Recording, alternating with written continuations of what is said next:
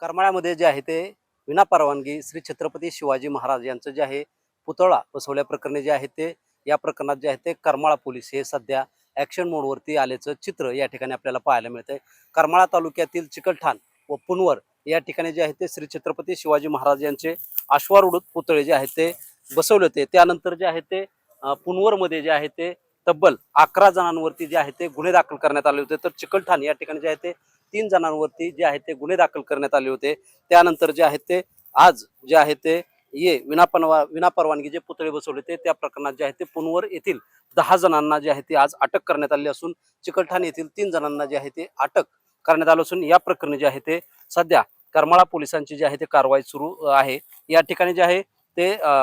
पुनवर येथील 11वे जे आरोपी होते ते शौर्य प्रतिष्ठानचे बाळराजे पाटील हे जे होते ते आरोपी होते ते सध्या अंजनगाव खिलोबा येथील जे विनापरवानगी पुतळा जे प्रकरण होतं त्यामध्ये आहे त्यांना सध्या 14 दिवसांची जी आहे ती पोलीस कोठडी असल्यामुळे त्या कोठडीत असल्यामुळे त्यांना देखील या संदर्भातील पुनवर येथील गुन्ह्याचे जे आहे ते करमाळा पोलिसांकडून नोटीस बजावण्यात आली असून या सर्वच जे आरोपी आहेत त्यांना जे आहे ते करमाळा पोलिसांमध्ये जे आहे न्यायालय पोलीस जे आहेत ते थोड्या वेळात मध्ये न्यायालयामध्ये जे आहे ते दाखल करणार न्यायालयामध्ये हजर करण्यात असून जे आहे ते यानंतर पुढील करमाळा न्यायालय याबाबत काय सुनावणी करतं हे पाहणं गरजेचं आहे। शीतल कुमार मोठे, टीव्ही